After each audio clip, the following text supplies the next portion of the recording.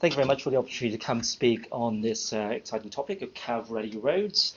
I'm actually going to take a step back at this point because certainly when it comes to issues of legal liability, insurance and safety, what we have been doing and what most of the R&D projects have been doing at this point have been trying to establish road ready CAVs and not CAV ready roads. There's an important distinction here. You need to understand the technology, its capabilities and its limitations before you can speak intelligently on how you want to regulate these things. And exactly the same way, you need to understand technology before you can say how CAVs may in future depend on enhancements in a road, infrastructure or services, such that they can be actually road ready. And then on a different level, how other enhancements to roads, infrastructure and services may, above and beyond that requirement, help CAVs reach their potential and maximize their benefits. Those are two very different things. One is about how roads can help and how CAVs may need roads to help then be safe for a minimum level of operation. And the other one is about the additional aspects that CAVs and infrastructures working together could give you within a road system, how they can achieve enhanced performance and in some levels be able to achieve that kind of superhuman driving performance which people expect then when they start talking about kind of quarter second, half second headways and all that type of thing. That's also important, of course, because as anyone who deals with transport infrastructure knows, there has always been a critical difference in a way that essential infrastructure and additive infrastructure is treated, both in the way it's funded, the way it's regulated, and the commercial models which may apply to each. So this need to kind of understand without hype what CAVs can and cannot do is why a law firm like Burges Salmon has been involved in CAV projects. So legal issues are very often talked about as barriers to technology development, but we have always believed in both the potential of driverless technology and in the enabling power of law and regulation and insurance to make those happen. Fundamentally, laws and insurance are about reducing uncertainty, and that's a great thing for users and all stakeholders involved in CAVs. In some ways, with our analysis through our various CAV projects, we're coming around full circle. When it comes to CAVs, the analysis starts with safety generally, and in most cases it ends with safety again. CAVs have the potential to massively reduce the number of collisions. 180,000 people are still injured or killed on UK roads every year. There are various figures bandied around, but there's no doubt that the vast majority of them involve human error contributory factors. A significant dent made against those will save insurance, legal, social security costs of an astronomical proportion. However, not all accidents can be eliminated, and there will always remain a residual number, a residual risk represented by CAVs, even when you have 100% driverless cars, say. Law and insurance, so how you regulate something and how you insure something, they are inherently linked to risk. And in this case, it's important to understand what residual risks CAVs might nevertheless leave you with, even if they can eliminate all human error accidents. So for us, the main issues have always been about looking at liability, safety, and all the associated issues around CAV data, which is proving to be one of the most important aspects of this whole ecosystem. So we're going to talk about cars, we're going to talk about roads, we're going to talk about physical things which may help cars, but please do not forget about data, which is probably one of the most important things of them all. The law is changing. The Law Commission has been asked by CAV to commence a 3-year review into reforming all laws which affect automated driving, so affect normal driving and make them suitable for automated driving. And the Automated and Electric Vehicles Bill is currently in parliamentary ping pong and will get royal assent very, very soon. That will extend the current insurance arrangements to a level 4 and a level 5 vehicle. So high automation and fully automated vehicles. You can drive them, and when they're driving themselves, if there's an accident, the motor insurer that you normally use will still be the first point of call for anyone who's been injured. So with all that in mind, we therefore ask ourselves, based on that the residual risks that we can see, how are law and insurance going to deal with the cases where those residual cases materialize? And I guess more importantly, even than that, how can they minimize that residual risk even further? Both Salmon is involved directly as a partner in 4 CAV projects and a few more indirectly. These are the 4 projects: Ventura, Flourish, Capri, and RoboPilot. They have been running, beginning from Ventura, from 2014 onwards. Ventura was a broad-based set of trials which looked at human factors issues, liability issues, and insurance issues of cabs, with quite a broad remit to do so. Flourish, on the right, top right, is a project which aims to look at human-machine interface and user design for the mobility impaired. So one of the first likely groups of beneficiaries of automated driving, plus, as importantly, the data and cybersecurity issues presented by cabs. Down at bottom 2, there are another kind of 2 use case-based projects. So Capri, in the bottom left, is a level 5 dual-use pod, so a pod which can use both pavements and roads. The question being, how can a legal framework be made to accommodate that? And at the bottom right, you've got RoboPilot, which is looking at automated light commercial vehicles. So all those little vans delivering Amazon parcels clogging the streets. Can there be a solution with electric and automated vehicles? For this talk, however, I'm going to focus on our most recent report launched in the last couple of weeks, and that is the 3rd and final Ventura report, which is this one. I didn't bring any copies with me, but it's available online. It's too heavy to carry lots of copies. So, Ventura 3, as I said, was fundamentally designed to analyze the liability and insurance frameworks, but there are lots of things from it that you can learn about roads and supporting infrastructure, which will be very relevant here. Within the final report, we looked at 6 failure scenarios, just to analyze the law as it is and how it will have to be to cope with what happens in these scenarios. The first 2 are baseline scenarios. So what happens when an accident is caused by a human driver? Scenario 2, what happens when the accident is caused by component failure, say a burst tire, a defective tire rather. The next 4 are the automated scenarios that we looked at. First of all, a failure in machine to handover process.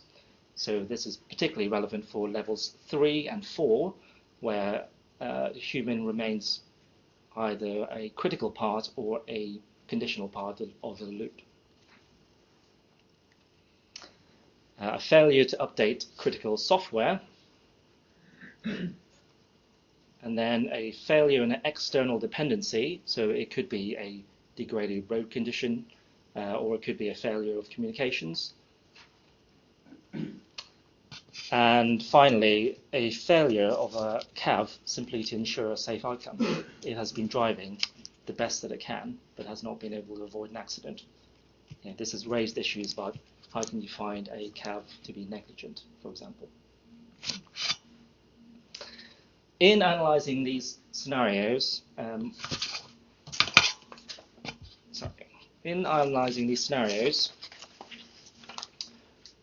main key areas that have come up for examination have been these. So, as I say, third-party liability has been a serious concern. If you're hurt by one of these vehicles, who can you claim off? Well, the AEV bill, soon to be the Act coming through, should make that relatively straightforward if you're hit by a level 4 or level 5 vehicle for some reason. But the government has made it absolutely clear that they do not consider the bill to cover what's called a level 3 vehicle, which is a conditional automated vehicle. So unlike your Tesla of today, a level 3 vehicle is a proper hands-off vehicle, but it requires you to be receptive to a request to intervene. And they may ask you to intervene for safety critical reasons. That's different to a level 4 vehicle, which may request that you intervene, but it doesn't need you to do so. If you don't respond, it'll default to a safe condition. As Kate's already acknowledged, handover is a huge issue, and it's something I was examining in detail in Ventura. Lots and lots of students were thrown through various tests and required to assume control. I think lots more work needs to be done to decide what is safe, but what is clear is that even in the best possible condition, in our case, assumption of control was no quicker really than 4 seconds after a request, and there was probably another up to a minute's worth of suboptimal driving after that. So having taken over control and being in control of the vehicle, the person then drives, frankly, too slow for the conditions. Product liability was also an area which needs looking at. Fundamentally, CAVs are incredibly different products. The product liability regime as it currently exists is incredibly old. They are increasingly software-based and dependent on software services even once they've been sold to you. We live in a world where Tesla can change your vehicle to a level 2 vehicle from a level 1 vehicle overnight by reason of an over-the-air update. Within the course of this month, it massively improved the braking performance of one of its vehicles through an over-the-air update. A few months ago, even before that, when there was a hurricane in Florida, it, through an over-the-air update, gave all users in Florida extra capacity within their batteries so they could get out of danger. This is not a normal product. The product liability regimes which currently exist assumes that the product which rolls off the conveyor belt is a finished product. There's a clear risk that there's going to be issues with product liability law in the future. SA level 3, as I say, the future insurance status of those is unclear at this point, but we also know that its safe operation in practice is also a bit unclear at this point, primarily because it requires machine-to-human handover for safety critical reasons, and we're not sure yet how that is possible. Safety critical systems, and if you accept that as a safety critical product we're talking about, they bring in concepts of safety by design and in operation, and the responsibility of the OEMs to proactively manage their own safety product. User education is of course extremely important. People need to know the capability of what they're driving, but fundamentally the technology exists to build in fail-safes and to make user systems as user-friendly as possible to prevent accidental misuse at the very least. An example is safety critical software updating. There's a suggestion that that should be left to the layperson to update their own software. I don't know if anyone here has problems updating their own smartphone. We would suggest it's not a good idea. It is surely more sensible that OEMs should be mandated by law to push out safety critical software updates themselves, and if cars do not have the latest update on the safety critical software operating system, it should not permit itself to operate in automated mode. Safety by design also requires understanding what the AV's external dependencies are, such as road conditions, signage, comms networks, to the extent that there are any safety critical dependencies which rely on infrastructure. Infrastructure managers will have to be very careful there, because then safety risk is also imported to them, for what it's worth. And finally, within this analysis, type approvals and standards, testing and verification, they are of course very important for automated vehicles, but they are particularly important in this case because they go to the heart of what it means when you say that an automated vehicle is driving safely, and when it has had an accident, has it been driving to the standard of an objective automated vehicle? You need all these mechanisms in place before the event actually happens. So the report, in the end, it made 44 recommendations, and we don't have time for those. So we've categorized them into 8 categories for you. First of all, on definitions, we've talked about levels 0 to 5 levels of automation. None of the governments use those. The UK government does not use that definition. The EU does not use that definition. The UN will not use that definition. but it is the definition which engineers, automotive engineers in this case, are using commonplace. It's universal. That in itself is all right. That is not a problem. The problem is if people are using different definitions to speak about the same thing. That always worries lawyers, and so we need some clarity on what definitions mean, by reference in particular to SAE levels. SAE level 3, as I say, it's just an ongoing headache, unfortunately. The regulatory position on those is completely unclear, but is becoming ever increasingly important because level 3 vehicles will be rolling out from the beginning of next year, or vehicles with level 3 features. And the IDA 8 has this feature. It's called Traffic Jam Assist. It will be available from next year. There's no real clarity on how such a device could be used on a UK road at present. Product regulation reform, as I say, the automated vehicles as a product are very special, and the product liability regime and product safety regimes need to be adapted to take that into account. We all know that the current product safety and recall regime for automobiles is under some criticism from Parliament in particular. How is that going to cope when vehicles are ever more complex and ever more dependent on software and other OEM products? Safety by design, an absolute priority here. Can't stress enough that a smart car is not like a smartphone. You cannot expect them to do the same thing. Projects like Ventura and Flourish in particular are showing that it is foolish to place unreasonable expectations on human drivers, whether that's in respect of machine-to-human handover or their ability to update safety-critical software themselves. The machine-to-human handover, as I say, that needs to be resolved. That needs to reach a position where there is a clear model about how safe handover occurs, and it may be that external infrastructure is required to do that. It will need help from sensors, roads, highways authorities to be able to manage a handover. Aspects like coming onto a motorway and off a motorway are obvious examples of where infrastructure, car, human, they can all be working together to hand over efficiently.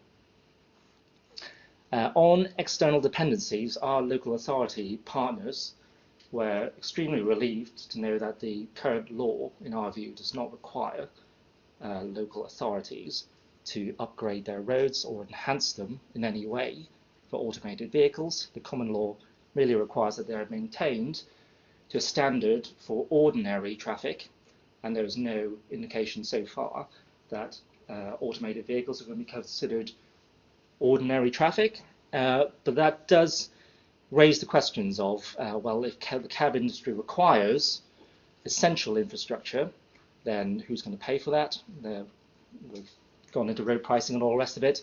There may also be discussions to be had with the cab industry and the OEMs, frankly, if they require support to make their vehicles road ready. And then on the external dependency side, beyond that, when you start talking about potential additive benefits, then you're talking about all the other road infrastructure which might deliver services to connected autonomous vehicles. So all the ideas about people being able to watch television and all the rest of it within the cars, those are all additional services, and they'll extract additional data that has value, which can be commercialized in a way which probably essential infrastructure cannot. And finally, of course, we did look at criminal law offences for what it was worth. The Law Commission is going to be spending 3 years on this, so we didn't want to preempt anything, but we made a clear recommendation that for criminal law, it would be a mistake of the Law Commission to simply take human offences and then try and stretch them to accommodate machines. You know, we stand here, we talk about SAE levels 0 to 5, we talk about human-machine interfaces, we talk about highly technical jargon and concepts. To not treat automated driving as a completely separate activity in its own right, and to build a criminal regime which fits it from the ground up, as opposed to taking something like, 1861 Act offences on wanton and furious driving and trying to stretch those to cover a machine, that's simply going to lead you down the wrong road, we think. So, to sum up, it all comes back to safety.